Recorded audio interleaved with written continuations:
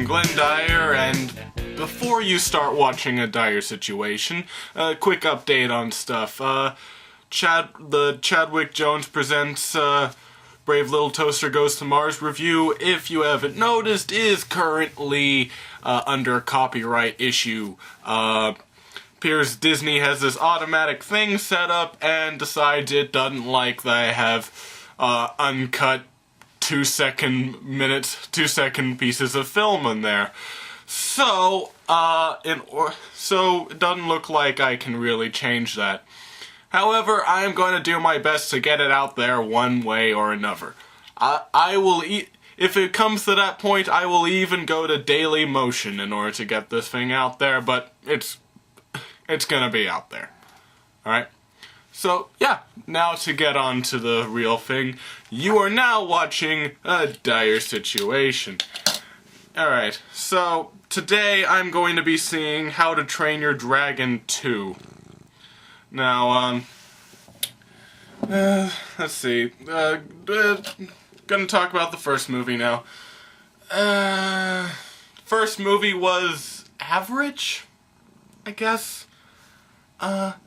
It's very odd, because in recent days, it's, at least from over here, it seems like it's kind of popular. Like, the people are thinking of the first movie was like a classic and everybody loved it and stuff, but I don't know, I was there and I don't remember there being much hype for it when it came out.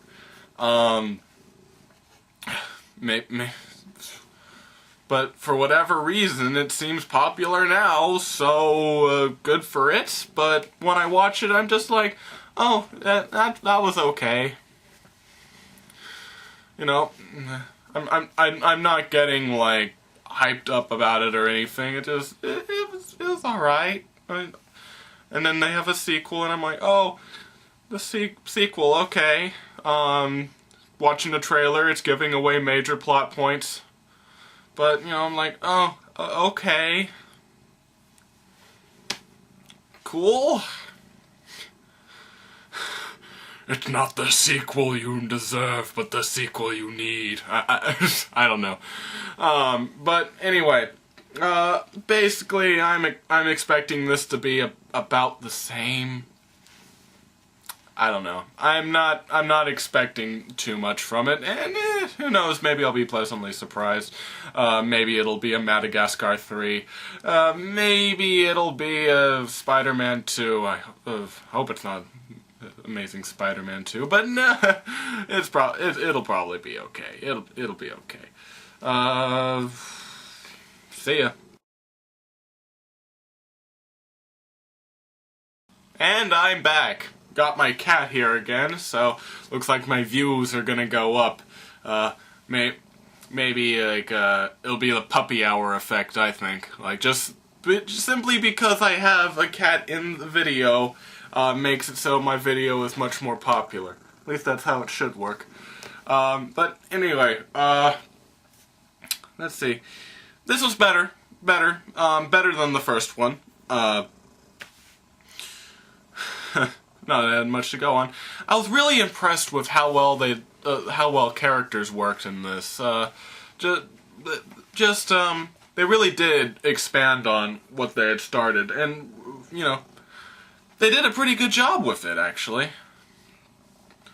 Lots of good action sequences in there, and you know, I think for people who just want to see it because of the silly dragons or whatever, you won't be dissatisfied. I think it will tingle you in just the right way then.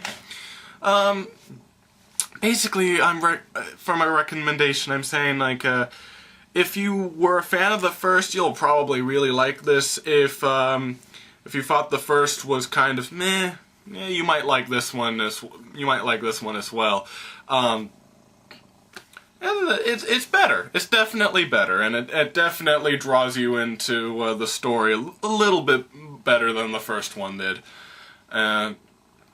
Although I must admit, something kind of distracting throughout the movie was, I don't know, maybe it's just me, but the voice of Hiccup, the main character, he always sounds like he's played by like a 30-year-old dude, and it really shows.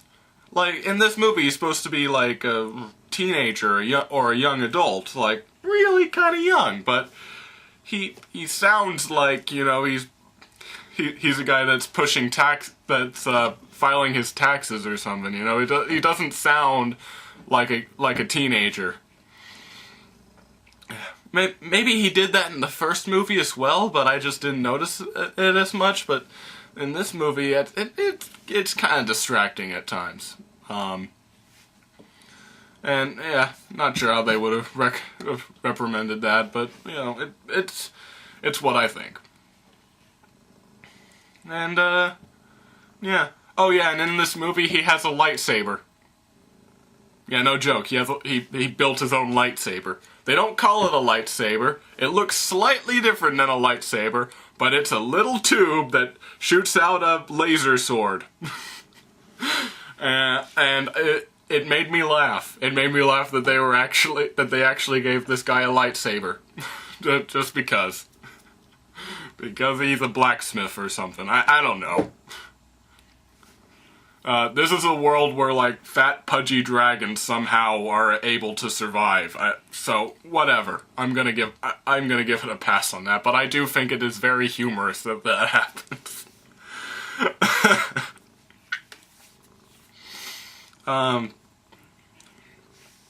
So yeah, that seems to be all I have to say about it.